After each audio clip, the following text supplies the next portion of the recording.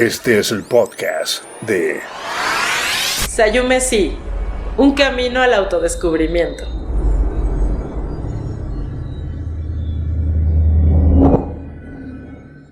Hola, ¿qué tal? Soy Mayra Pérez Ambrís, codirectora y fundadora de Sayume SI. El día de hoy voy a hablarte de mitos acerca del suicidio.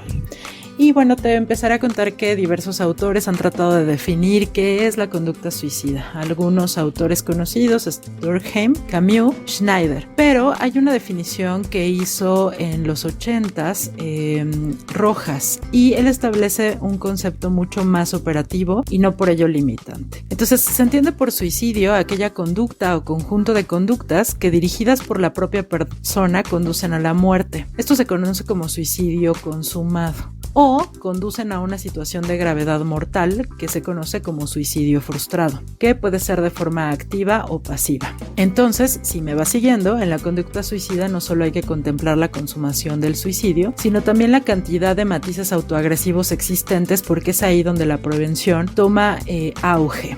Y entonces, bueno, la OMS ya desde hace varios años se ha dado cuenta que existen numerosos mitos con respecto a los comportamientos suicidas. Entonces tú, yo y cualquier persona podría ser agente de ayuda. Y para ser un agente de ayuda, lo primero que hay que hacer es conocer los conceptos, pero también tener muy presente a la hora de abordar una situación relacionada, pues los mitos, para no seguir reforzando ideas erróneas al respecto. Entonces, bueno, uno de los mitos es que la persona que desea quitarse la vida no lo menciona. Este criterio es equivocado porque conduce a no prestar atención a las personas que efectivamente manifiestan sus ideas suicidas o amenazan con suicidarse, ¿no? De hecho, de cada 10 personas que se suicidan, 9 de ellas lo dijeron claramente sus propósitos. Más bien las personas no las tomaron en cuenta o minimizaron la situación o no les creyeron. Y la persona restante sí deja entrever su intención, ¿no? O sea, a lo mejor no lo dice de manera clara como las otras 9, pero sí deja entreverla. Otro mito es que el que lo dice no lo hace. Este también es un criterio equivocado, ya que conduce otra vez a minimizar la amenaza suicida, que puede ser considerada, ¿no? O sea, hay que considerarla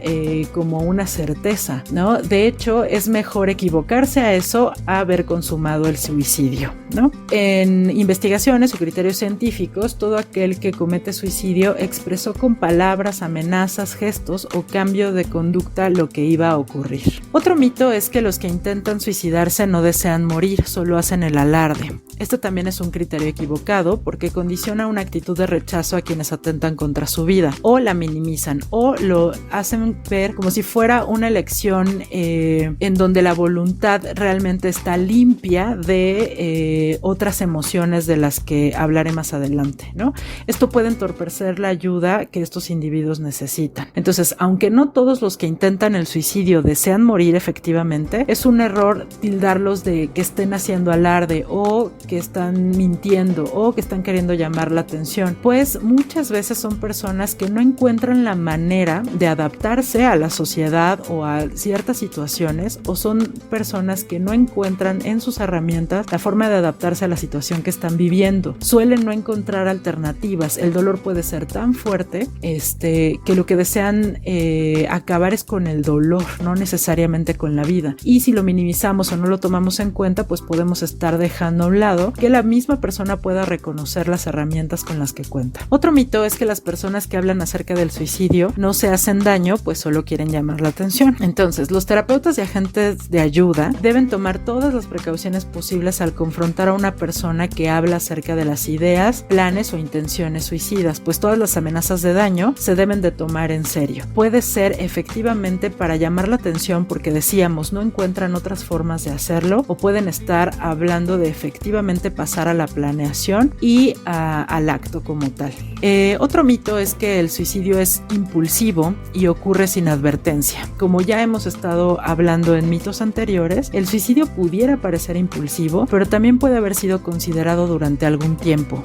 Muchos suicidas dan algún tipo de indicación verbal o a través de sus conductas acerca de sus intenciones de hacerse daño. Hay quien ya se hizo daño. De hecho, se dice que quien ya lo ha intentado una vez, es muy probable que lo vuelva a intentar si no hubo algún abordaje o alguna atención a lo que estaba diciendo. Otro mito es que los suicidas de verdad quieren morir o están resueltos a matarse, ¿no? Ya decía que la mayoría de las personas con ideación suicida comunican sus pensamientos por lo menos a una persona. Llaman a una línea telefónica de crisis o se lo comentan al profesional de la salud, lo cual es prueba de ambivalencia, ¿no? Es decir, que lo está pensando, no es una intención irrevocable de matarse. Y otra vez aquí es muy importante saber esto porque la prevención es posible. Otro mito es que cuando un individuo da señales de mejoría o sobrevive a un intento de suicidio está fuera de peligro. Ya les decía que en realidad uno de los momentos más peligrosos es inmediatamente después de la crisis o cuando la persona está en el hospital después de haberlo intentado.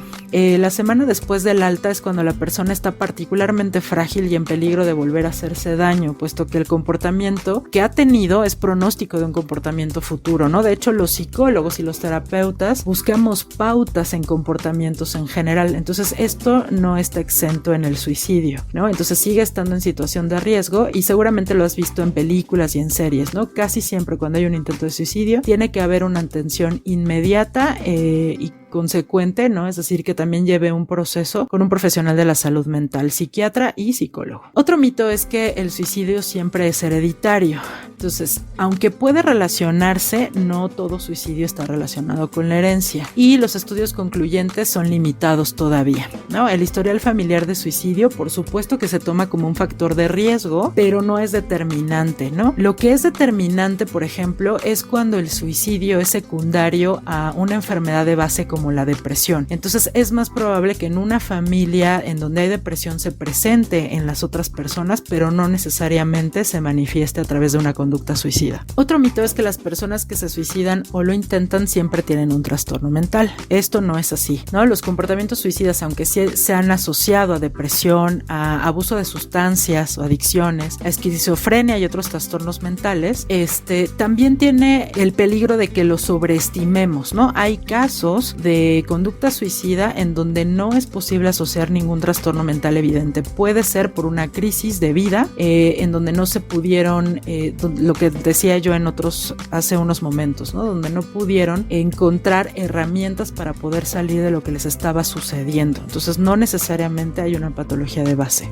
Otro mito es que si retamos a la persona que nos dice que va a suicidarse, no lo realiza, ¿no? O sea, si lo retamos a que sí lo haga, ¿no? Al revés, él puede justo confirmar que lo que él está pensando es cierto, ¿no? Pretende probar fuerzas con el sujeto en crisis suicida a alguna otra persona, ¿no? Imaginemos. Eso es una muestra evidente de que esa persona desconoce el peligro de lo que significa para esa persona mostrarse vulnerable. Entonces, por supuesto que retar a una persona con ideación suicida es un acto irresponsable, pues está frente a una persona, por lo menos a quien no conocemos por qué nos está diciendo esa situación. No sabemos si está en un momento vulnerable, si está en una situación de crisis o si esto que mencionaba hace ratito, ¿no? Sus mecanismos de adaptación han fracasado, ¿no? Entonces, haciendo esto podríamos más bien reforzar la conducta suicida. Otro mito es que al hablar sobre suicidio con una persona que está en riesgo se le puede incitar a que lo realice, ¿no? Esto es diferente al mito anterior, ¿no?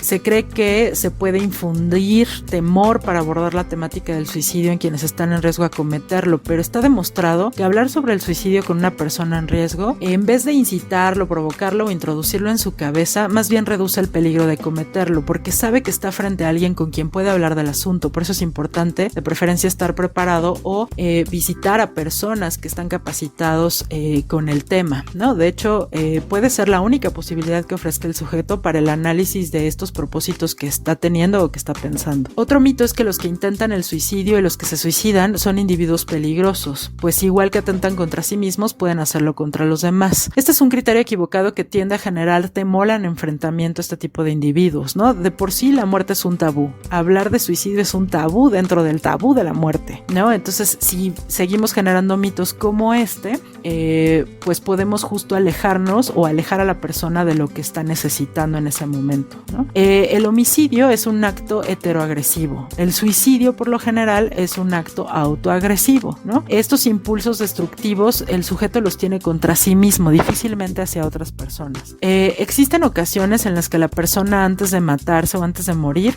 mata a otros que no desean morir, ¿no? Como el llamado suicidio ampliado. En depresiones con síntomas psicóticos, en dramas pasionales en los que el homicida suicida presenta un trastorno mental, generalmente de espectro depresivo. También otro trastorno que se ha encontrado ligado con esto es el trastorno límite de la personalidad. Pero otra vez, ningún trastorno mental es determinante de la conducta suicida, y eso lo vuelvo a subrayar. Otro mito es que cuando una depresión grave mejora ya no hay riesgo de suicidio, ¿no? Este es un criterio equivocado que ha costado no pocas vidas, pues desconoce que en los deprimidos, ¿no? En las personas con depresión y que han tenido conducta suicida, el componente motor mejora, y no es así, ¿no? Casi la mitad de las personas que atravesaron por una crisis suicida y lo consumaron, lo llevaron a cabo durante los 3 primeros meses después de la crisis emocional, cuando todos creían que el peligro ya había pasado. Por eso es tan importante el seguimiento y la continuidad de los procesos terapéuticos o con los profesionales de la salud mental. Les decía que lo mejor es acompañarse por psiquiatría y psicología al mismo tiempo. El último mito es que el acercarse a una persona en crisis suicida sin la debida preparación para ello y solo mediante el sentido común es perjudicial y hace perder el tiempo para su abordaje adecuado. Este también es un criterio equivocado. Yo les decía al principio de este podcast que todos podemos ser agente de ayuda, ¿no? No intentemos limitar la participación de voluntarios en la prevención del suicidio. Por eso es importante conocer el tema y los mitos. De hecho, la UNAM tiene un programa grande que se llama CREAS Iztacala, en donde podemos, todas las personas, capacitarnos en el tema para poder ser agentes de ayuda de primer contacto y poder canalizar a los especialistas que pueden acompañar el proceso de las personas con ideación suicida, ¿no? Entonces, si el sentido común nos hace asumir una postura de paciencia, de atenta escucha, con reales deseos de ayudar al sujeto en crisis a encontrar soluciones, ahí se inicia la prevención, ¿no? Y muchas veces ese es el paso que nos saltamos muchas personas cuando la persona nos dice o nos comenta que tiene ideación suicida o que ha pensado en matarse. Muy bien, pues te invito a dejarnos tus comentarios, tus dudas, tus propuestas para seguir preparando temas para ti. Te invito a seguirnos en nuestras redes sociales. Estamos en Facebook, Twitter, LinkedIn, Instagram, y te invito a suscribirte en nuestro canal de YouTube. Yo soy Mayra Pérez Ambrís, cofundadora y directora La Voz de Sayume SI.